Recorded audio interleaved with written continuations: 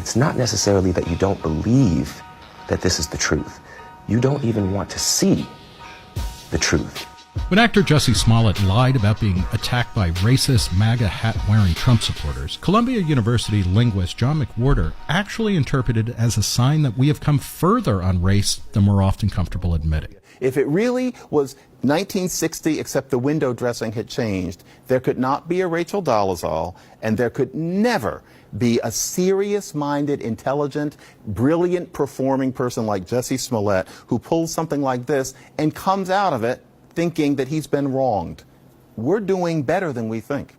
Only in an America in which matters of race are not as utterly irredeemable as we are often told, he wrote in The Atlantic, would someone pretend to be tortured in this way because playing a singer on television is not as glamorous as getting beaten up by white guys. The unwillingness of both blacks and whites to acknowledge progress on racial equality is a long-running theme for McWhorter, who in 2000 published Losing the Race, Self-Sabotage in Black America, which argued that in most cases, racism is not an obstacle to people being the best that they can be. In an influential 2015 essay, McWhorter argued that anti-racism has become a new secular religion in America, complete with clergy, creed, and also even a conception of original sin. One is born marked by original sin, he writes. To be white is to be born with the stain of unearned privilege. Black people, he continues, will express their grievances, and whites will agree that they are racist. You cannot rebuild your civilization with somebody else's babies. You've got to... On the right, McWhorter observes there is a growing sense of hostility on racial issues. And according to Gallup, the percentage of Americans who agree that black-white relations are good is at a 20-year low. And for the first time since the pollster has asked the question, a majority of blacks rate race relations as bad. I sat down with the 53-year-old McWhorter, the author or editor of 20 books, to talk about his upbringing in a mixed-race part of Philadelphia, his academic focus on Creole language, and the unmistakable signs of racial progress that an increasing number of Americans seem unwilling to acknowledge. John McWhorter, thanks for talking. Thank you for having me. What kind of damage does a hoax like the Jussie Smollett case do to race relations? Well, what's interesting about the Jussie Smollett case is that here's somebody who pretends that he's been attacked by whites, and when it becomes clear that he's lying, refuses to admit it, implying that there's some larger sense in which he's correct. And what he means by that, I'm not sure how clearly he's thought it out, but what he means by that is that he represents a larger story. The problem with this is that he is, one, making it so that some people will be more skeptical about actual attacks like that because there is racism in the country. There is homophobia in the country. But then, on the other hand, he's also participating in something that we very peculiarly, especially as educated Americans, consider to be some sort of higher wisdom, some sort of duty, which is to pretend that racism in America not only exists, but is more prevalent than it is. And what I mean by prevalent is not whether or not you can tease out certain unsavory attitudes from people under the artificial conditions of a psychological experiment, but how much effect it has. And so we're taught to suppose that if certain racist biases exist in the hearts of certain people, then it's of this portentous import, and we're not supposed to ask what the import is. Now, if somebody is going to get beat up, yes, that's a very serious problem. Mm-hmm. But the thing is, people walking down the street and getting beaten up by white racist thugs is thankfully something quite rare in America today. It's not that it doesn't happen, but it's extremely rare, and it didn't happen to Jussie Smollett. But in terms of whether or not residual racist feelings have a significant effect upon the trajectory of black lives, whether black people are poor, middle class, or above, the truth is we are in a very new era, and it's considered the height of enlightenment for both whites and blacks to pretend that that isn't true. And that's the problem that we have. So, I mean, and this is a long-running observation for you. In 2001, in an interview with Reason, you said that white racism was no longer the main obstacle to black self-flourishing. But, you know, and I mean, you just said something similar. How do you know that? Or how do you prove that, first? And then second, why don't we want to acknowledge that? I mean, it seems to be like, you know, something we could actually be proud of as a country and as a society. Sure. There was a time when to be black meant that you were effectively shut out of dignified professions. You got your training as a lawyer, and you could not hope to be a prestigious lawyer beyond the confines of the black if community. you're black, you might be in a segregated community. You get to be the best lawyer there, but that's as far as you were going to get. And then in terms of the social territory, you were subject to regular, open expressions of bigotry. That's just the way it was. I think of that as what the generation before me, as somebody who was born in 1965, which means that I don't become really a person until the early 70s. That's what the generation before me had to go through. And what was always clear to me as I was growing up was, wow, that's awful the way it was recently. And I was under no impression that it had been only, black and white photographs of people in funny clothes 100 years ago. I knew it had been, my parents. And I thought, well, what happened in the 60s really was significant, and it turned life upside down. And I knew that my life was not completely devoid of racist bias that you encounter here and there, but it never kept me from getting anything that I wanted. Now, I could say that as a very middle-class boy. If I had grown up less fortunate, then okay, I could see that especially systemic racism was responsible for me having a harder time doing certain things. But even there, we're talking systemic, not official and not overt. And even the racist biases were ones that weren't going to determine that you couldn't do things. And that difference seemed to me to be something to celebrate. I could have, although not very articulately, have said that at 11. I thought the civil rights victories that I've been taught about by my very passionately pro-civil rights and frankly not liking white people very much, grew up in the Deep South in the 40s mother. I knew what had happened in the 60s, and I thought, wow, it worked. And as I came of age, I realized that I was not supposed to think that. And so how do I know? There's a very simple comparison that I often use. And I hate to say this in some ways, but it's necessary because it works. Here in 2019, suppose you have a choice. What do you want to be? Do you want to be a black person of any class living in any neighborhood? Or do you want to be a white person who weighs 400 pounds? Choose. Now, in 1920, I think almost anybody would choose to be William Howard Taft, even if he hadn't become president. 400-pound white person, well, life wouldn't be great. The dating market, things might be difficult. I might, have some health issues, but at least I would be white. Most people wouldn't even have chosen.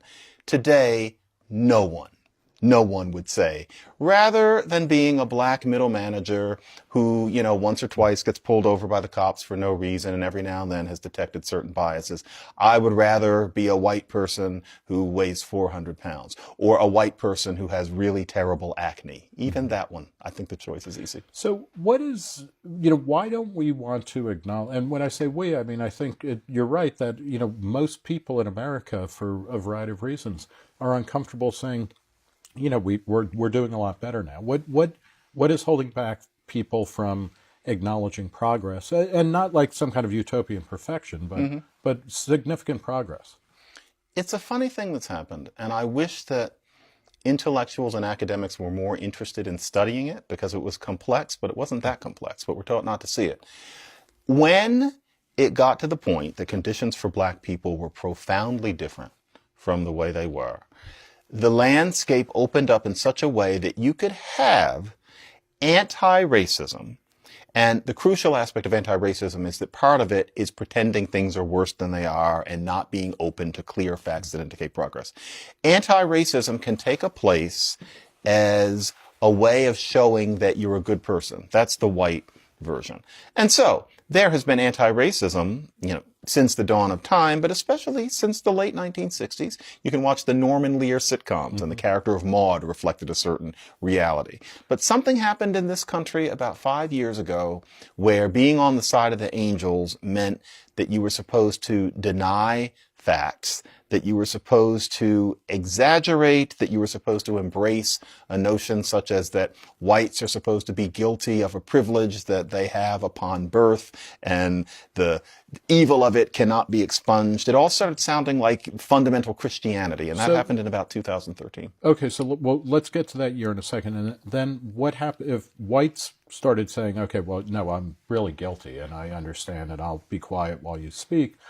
What happened, what form does it take among blacks? Yeah, the black situation was older and is only reinforced now. 400 years of oppression, 400 years of being treated like an animal. Let's say this is up through to the end of Jim Crow. It can be hard to have a positive self-image, especially if there's no single country to look back to as where it all started. So it's not like being Chinese or even Irish. So you don't have a strong sense of self, of strength. One way that you can develop a substitute sense of strength after 1964 is to become the noble victim. And so if you're not sure that you're good enough, and it's completely understandable why somebody would think so, then one way to think of yourself as good is to think, I am somebody who stands up under this constant oppression. And of course, it isn't like it used to be. It's in the air. I can smell it. I know it's there, and you can't tell me that it's not there. So that noble victim complex is human. I mean, I'm sure that there have been noble victims since human beings were running around in small bands of hunter-gatherers. But to be a black person is to have that as one way of feeling whole. All sorts of people have ways of feeling whole. To be a black person is to have that one available. And so I think that these days we've taken our place in this religious structure where we are the prophets. We are the witnesses. The white person talks about how racist they are, and our job is to acknowledge that they've said so and to absolve them that day of their sin. And that gives us a certain significance. Is it absolution, or is it like, actually, no, you're even worse than you thought? Because, I mean, it seems like that often is the case. It's like, don't apologize to me, because you're just apologizing. You're actually, right. Even in saying that, that's white privilege. You expect to be absolved of racism. That's a type. I think that's more common in academia and among intellectuals. Is this, I mean, what are the generational dimensions of this? Because, I mean, do your parents say, who lived in an era where racism was, much more ubiquitous, much more pervasive and pernicious, do they feel like overall things are better, or are they or are they like, no, things just keep getting worse? It's funny, you ask about my parents, and it happens that neither one of them are alive. And it's okay to ask about them. They were both very complicated and idiosyncratic people. Neither one of them were archetypes of any typical black story that we hear. But my mother was one of the most brilliant people I've ever known. I am her. I talk like her. I teach like her. But my mother was she was somebody who participated in sit-ins, and she frankly had an indelible sense of white people as deeply racist. The term white privilege was not used as much at the time. But my mother was not going to let go of that. And I say with great love and respect for her that she thought of it as part of her mission as a black person continuing what was called in her day the struggle, to frame everything that she could as being about systemic racism. It's a mission that a lot of people of her generation who were intellectuals developed in the 60s and 70s. And, I know already, I'm 53, my views on big things are not likely to change. I'm not going to let my views go. It would take massively contradictory evidence. You freeze. And my mother, at my age, had hit that point. My father was a different kind of individual, and it'd be interesting if either one of them could hear me saying any of this, but my father had a certain sense of self-love that was independent of larger events. He did not think of himself as a downtrodden black person. He grew up part of the solid Philadelphia working class, and he had a lot of problems, but he liked himself. He would have agreed with the crop of people these days like me. If he lived now, he would be patting me on the back and saying that people needed to hear the sorts of things that me and Glenn Lowry and Coleman Hughes and the rest say. He would have read, he was alive, but not reading too much by then, but he would have read Shelby Steele's work and nodded. Does it, I'm just, the list of people that you mentioned, that all male, is there a gender dynamic to this that intersects with racism? I'm not sure why it is that when you give a list like that year after year, decade after decade, the people who are most known for expressing views like that are men. There are card-carrying conservative black women, countless numbers of them in the ordinary population, who people like me and the others hear from. But in terms of the ones who, are on TV and writing for magazines, it's not as common. And Nick, to tell you the truth, I do not have a glib answer why, and I'm going to make one up, however. I'm going to make this up.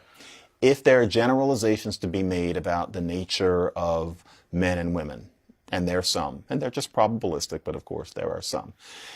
If women are more inclined to network socially and to seek consensus, while men are more likely to assert by themselves and be lone wolves, if that's true, my sense, having known all of the conservatives as well as all of the just heterodox people like myself over the past 20 years, is that all of us are kind of lone wolves. There's a reason that there's no one organization. There's a reason why there's that one podcast where Glenn and Thomas and Camille and Coleman and I all get together. That's rare that all of us would be in the same room. It's kind of like we're all, not us individually, but it's like people who are black objectors are kind of magnets, and I think it's because we're all people who kind of generate our own sense of self-worth sitting in a chair, drinking some bourbon and looking out the window.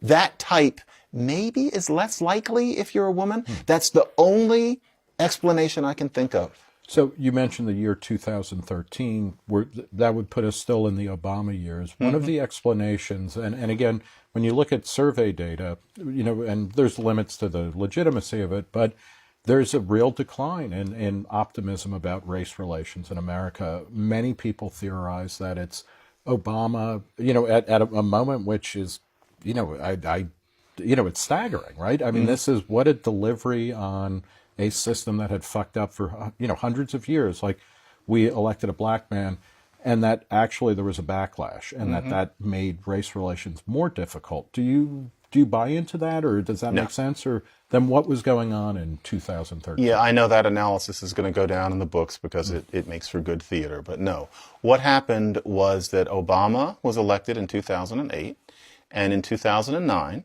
which is now 10 years ago, and we have to work hard to remember what life was like before it. 2009 is the first year that when you were at a party, someone would say, "You're not on Facebook," rather than, you're on Facebook. That was the year that, quote unquote, your mother was on Facebook.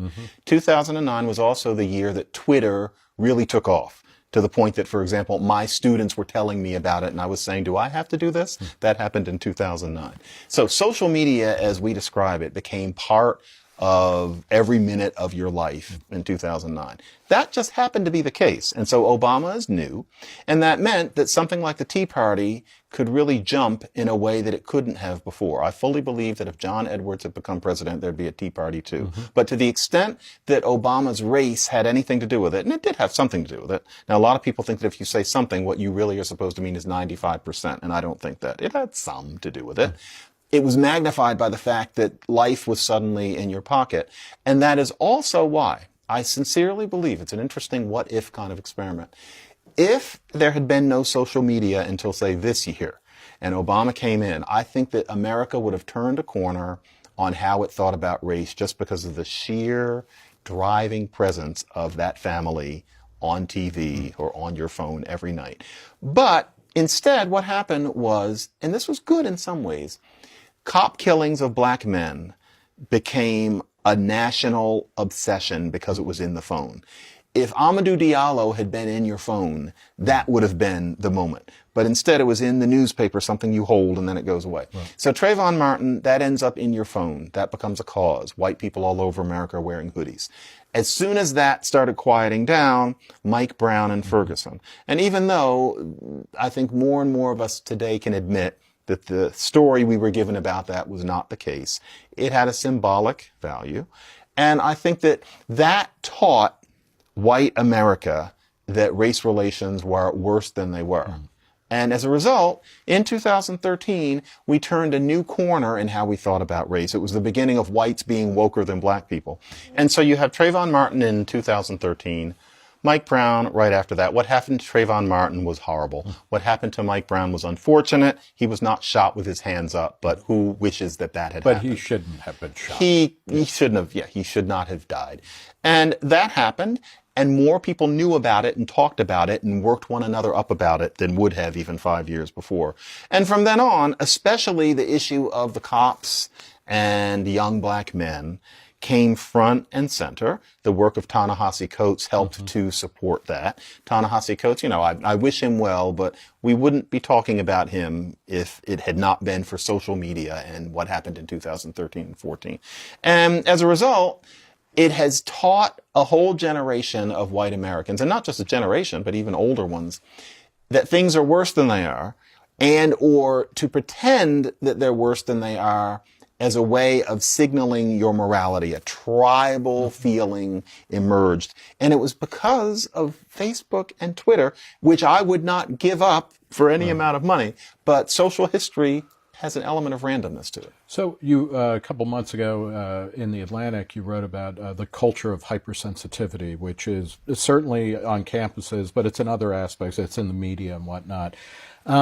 With that, so what is driving that is social media, is essentially what you're saying. Oh, yeah. I mean, you and I, Nick, can remember what it was like to be, leftwardly inclined people in college. And the response to offensive matter was quite different. And a lot of the reason it was different was because people simply couldn't stoke one another up the way they can now because of the phones in our pocket. And it's not an accident that microaggression is something that I remember reading about in some academic papers in the late aughts, and it was something that you only knew about if you were of those circles. It was in 2014 that my undergraduates started talking about it. And interesting, not 2012. In 2012, I'm sure I could have heard a pin drop if I said microaggression in a class. 2014, they're telling me about it. And it's around then that you have this clump of campus protests about things which left you wondering whether the concerns really merited the tenor of the response. And to be honest, if you went to college even back in the 80s, you knew about these takeovers of presidents' offices, but the virtual epidemic that there was in 15 and 16 was a direct result of this new mood. And what's interesting, I don't hear people saying it yet, and I might be wrong, that was a surge that is past. It was a fashion.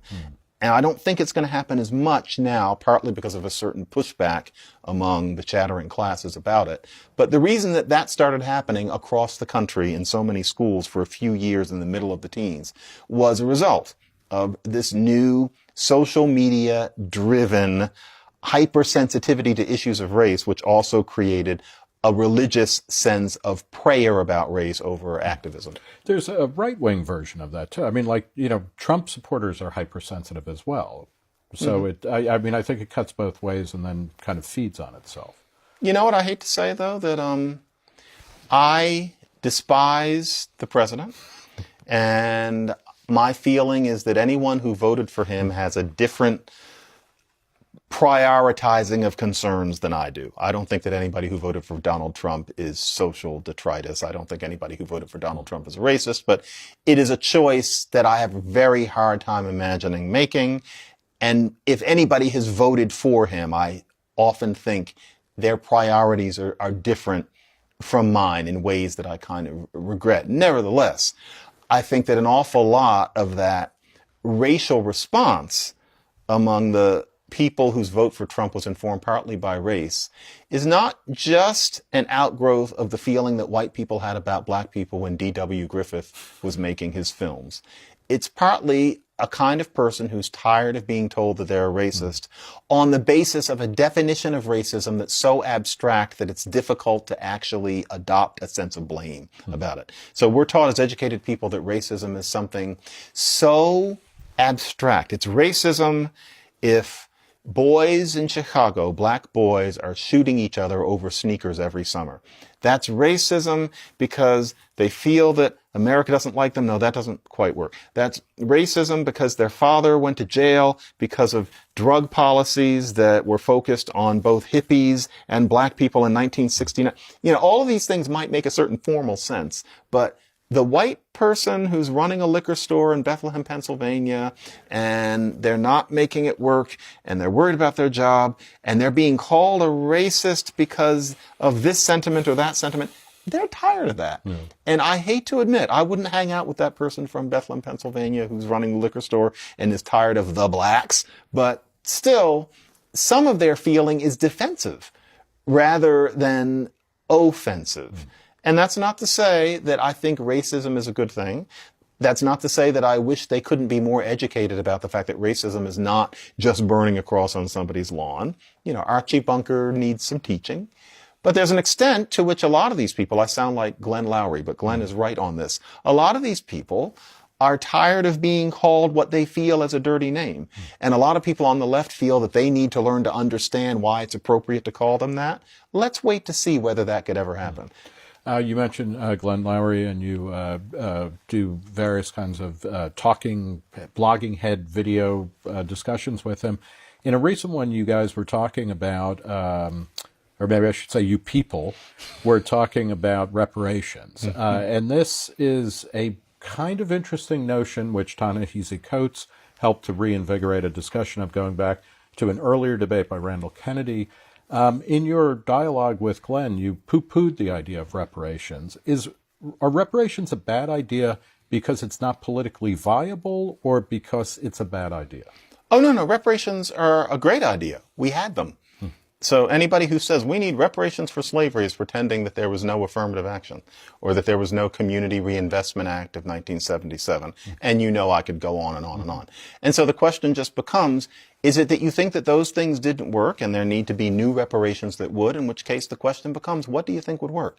And in this whole debate, it's considered somehow beside the point to make people specify, what do you think would work? What new policies would work? Okay, you're going to put money into certain organizations in order that they do what? And to the extent that it's considered kind of spoiling the party to ask those questions, it reveals that what we're talking about is religion.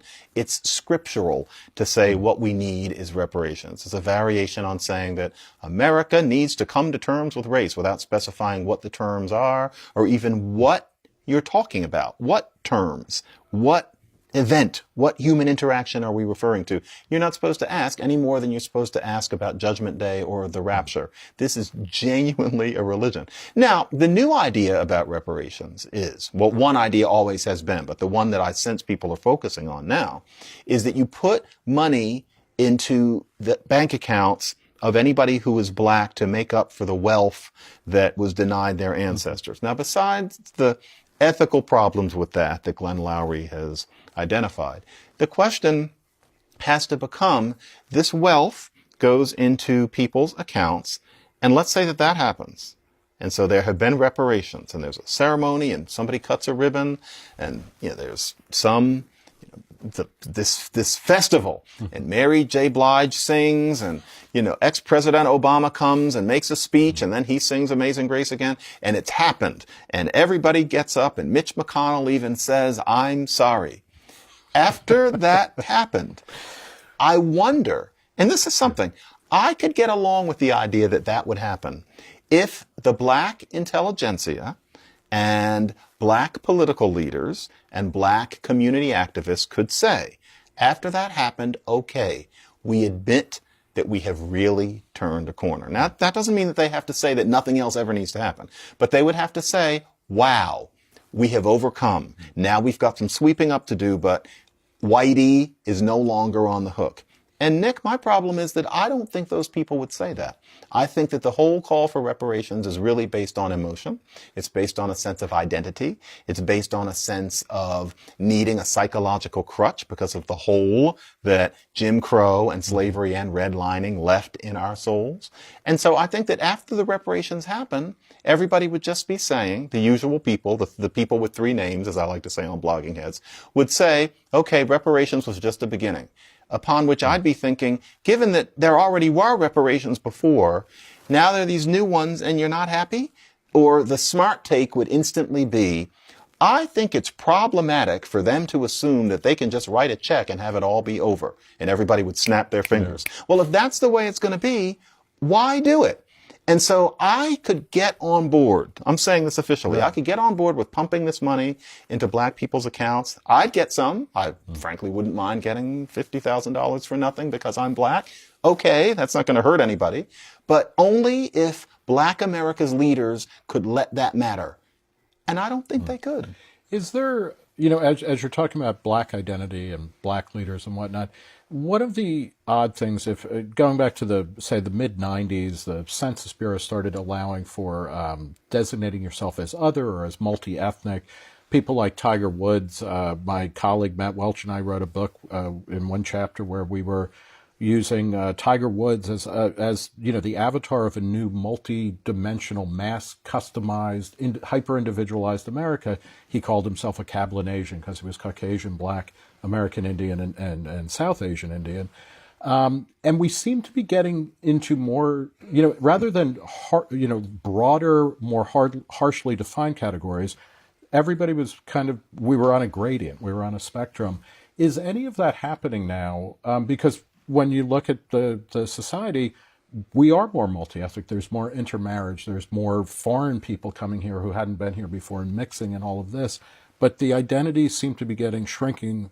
The number of identities seem to be shrinking, even as the social reality is this proliferation of types. It's the religion. And so it's considered advanced to say, well, okay, that person may have only 1/8 black blood in them. But if they think of themselves as white, or if they don't think of themselves as black, they're in denial. They don't like us. They don't understand the realities. And of course, all of that sounds like Jefferson Davis. It's the one drop rule. And if someone like Thomas Chatterton Williams says, why are we applying the one drop rule ourselves? Well, that's considered conservative thought. Are we supposed to conserve the views of Jefferson Davis? And the idea is that you're supposed to let something that doesn't make sense pass out of a quest to constantly assail white America for being racist. And yeah, it's getting really, really delicate. I mean, it's at the point where, for example, and it's interesting, if my daughters go online and watch this in 20 years, my wife is white. And my daughters are, in between my color and her color. One of them is closer to mine. One of them is closer to hers. Both of them, you might think. So you're running a natural experiment there. Yes. Yeah. And one of them, you'd probably think she was Mexican. The other one, you can kind of tell she's what used to be called mulatto. However, they're also growing up upper middle class in 2019. Culturally, they're growing up, quote unquote, white. I give them some of my black things, but they're white girls. What is a black thing? A black thing is in shallow things like cuisine, shallow things such as making sure that they hear a certain kind of music. And by that, I don't mean hip hop, but they're going to have their Stevie Wonder in them. They're going to listen to their Bessie Smith. They're going to have a certain sense of rhythm that you have to have by having certain music around you at all times. And I want them to have certain views of dialect that you have if you grow up listening to people speaking in different ways.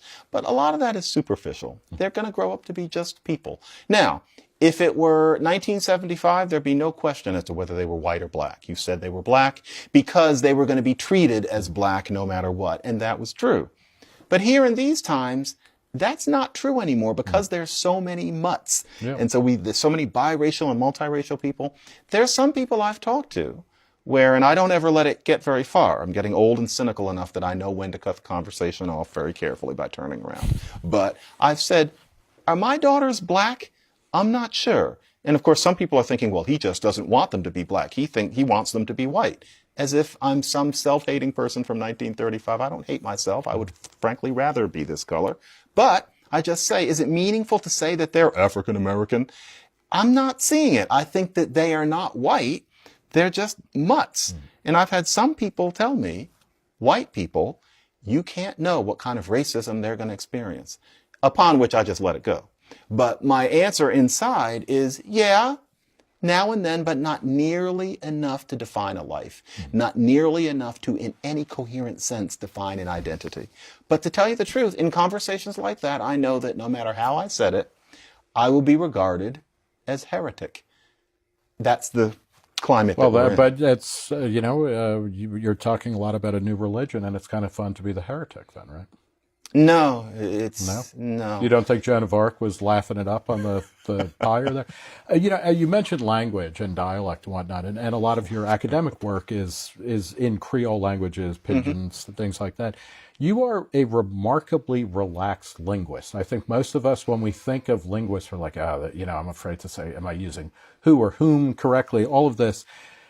Explain your approach to language, because it's really kind of a fascination about the way that language is constantly evolving and that it's a means to an end. And you seem to be very against the idea of insisting on certain linguistic etiquette as a marker of intelligence or class or anything like that.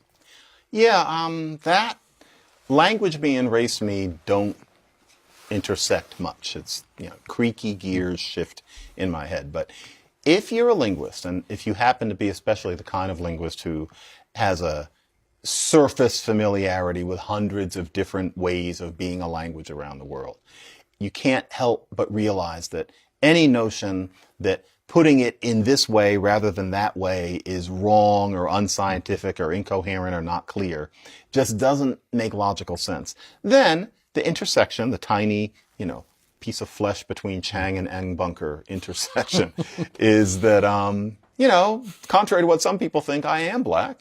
And I grew up listening to a very different dialect of English. People who were close to me, who I loved and liked, are speaking in this way that made perfect sense to me. So the idea that black English was bad grammar never made any kind of intuitive sense to me at all. And so with those two things, it means that if somebody says less books instead of fewer books, to me, the idea that that's wrong doesn't work, because languages work in 7,000 different ways, because black people make as much sense as white people, and often more. And three, I'm a historical linguist, which means that my specialty is to know about what language was like before. And so I know that the whole idea of fewer books being better than less books has nothing to do with the way English has been since it was a language called Proto-Germanic, then Old English, then Middle English. None of this makes sense. So yeah, a lot of people think, because I have a starchy demeanor, etc., and because I'm supposedly a right-wing conservative, that when it comes to language, I'm going to be very Winston Churchill. No, not at all. And that's not a pose. I'm not a libertine kind of person. It's just simple linguistic logic. What are your politics? How do you define yourself politically? I am a cranky liberal Democrat. Frankly, if it were 1960 and people were drinking their cocktails, nobody would have any sense of me being a conservative of any kind. It's our sense of race, and this happened long before 2013. Our sense of what's normal about race went way left in about 1966. So that if I say something like, affirmative action should be based on socioeconomics, that meant basically all black people in 1966, but by 1986, that needed to really stop being only about black people. That's not a conservative position. It only seemed that way because of this sort of Stokely Carmichael sense of where race is supposed to sit. And so a lot of people think that, it's funny, back in the aughts, I remember, I'm going to say it, when the publication The Root started, they called on my services, and they called on me, thinking of me as, they want to seek balance, and I'm conservative. And it was the oddest thing I found, that the writers at The Root actually thought that I was going to write columns in support of John McCain.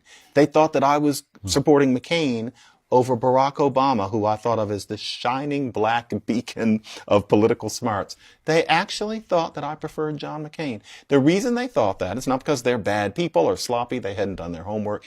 It's because they think that if a black person says anything that, say, Michael Eric Dyson wouldn't agree with, then they must be a Republican conservative. That's because of a strange aspect of our race dialogue, where race has been hard left, whereas liberalism otherwise has been quite rightward of that. Will that ever change? I mean, one of my heroes, I guess, or a figure that I go back to on a fairly regular basis is Jackie Robinson, the baseball player, who wrote a fantastic oral history of integrating baseball right before the Civil Rights Act and Voting Rights Act in the mid-'60s, called Baseball Has Done It. He campaigned for Richard Nixon in 1960. By the late 60s, he was no longer doing that, but he... and I guess Eisenhower pulled something in the 30s or 40s of the black vote, at least in his first term. Is that at all possible, or is the black political identity so tightly wedded to the Democrats? And is that the Democrats' fault, or is it the Democrats attracting them, or the Republicans repulsing them? It's going to change. And I think that social media is going to help with that. Yeah, you see somebody like Jackie Robinson, and you can't call him crazy. And yet his politics often didn't work in terms of what we expect of them now. And you look at those people in black and white, and they suffered a racism that, most of us today will never know. And yet they came out, voting for Richard Nixon, et cetera. And, sometimes with, say, Sammy Davis Jr., it's because they were politically naive. But with other ones like Jackie Robinson, there was no naivete there. It's just that he didn't feel that racism should determine everything about him the way we do now. And if you had asked me 10 years ago whether this was going to change, I would have been pretty skeptical. But, social media helps. And so it used to be that a Shelby Steele would write a book. And boy, was he lucky that so many people read that book in 1991. But that was unusual. And it was just a book. And most human beings don't read books. Nowadays, I think there is a critical mass of black people who are trying to think about things, most of whom are not Republicans. And yes, I am talking about me as being one of them.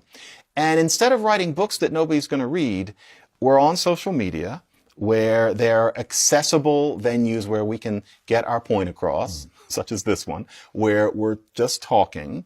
ABC News wouldn't have let me do this 20 years ago. They pretended they were going to 3 times, wasted my time 3 times, but I'm evil, as opposed to the other. Of course, they never said it, but, Tavis Smiley gets his say, but I'm just wrong. That's less the case now. You can't keep me out of the media now the way you used to be able to. And that's also true of people who were genuinely on the hard right and black, and God bless them too. And so I think that we're getting to people. People like me and Glenn Loury notice that there are people out there who are listening. And so I would imagine it's going to take a while.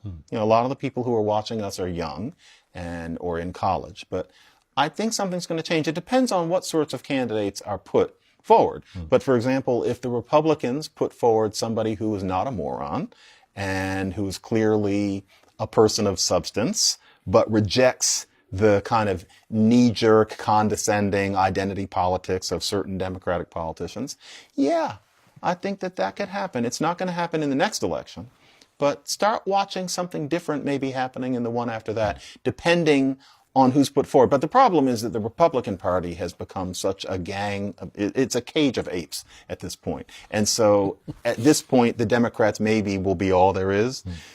Give it 20 years and maybe things will change. You have been teaching now for decades, and you've taught at a wide variety of schools. Yeah, you're getting old. Okay, obviously you're dyeing your hair, but no, look at my eyebrows. But do you think universities are getting better or worse in terms of intellectual freedom and courage? Worse. Yeah. It's bad. And, it's not as And is that not just among students, but among faculty worse. as well? Yeah. No, the polarization is worse than it was when you and I went to college. And none of this is overt. And it's not that faculties are, quote unquote, tenured radicals. But the issue is what you're going to cover in a class for real. What's going to be said out loud, what sorts of behavior from students is going to be essentially tolerated, what sorts of programs are going to be allowed to be instituted versus which ones aren't. Most of it is underboard. It's kind of like racism. And yeah, if you're an institution that wants to keep up its endowment and make as much money as it can in order to continue, you are going to be pious where you need to be. And that's going to be the corporate understanding.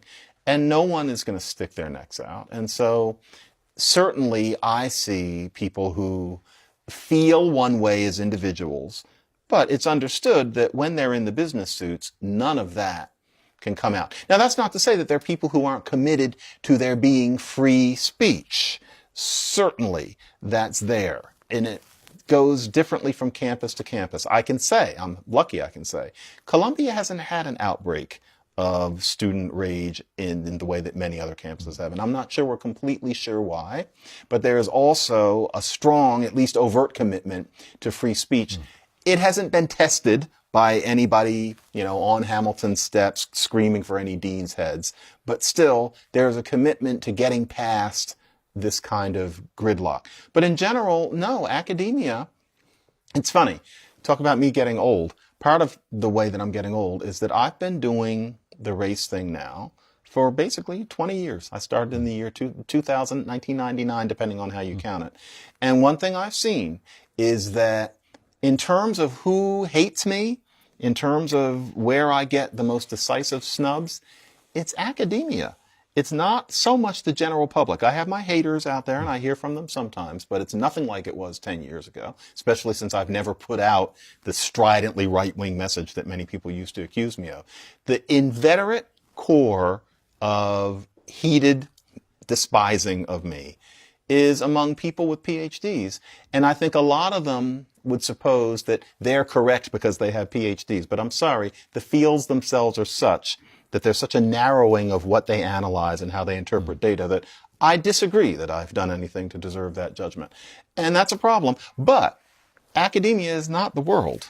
And so the truth is that the world's views maybe are going to be more labile than those of our most scholarly classes. And that's just the way I think it's going to be. Frankly, I don't see that changing anytime soon.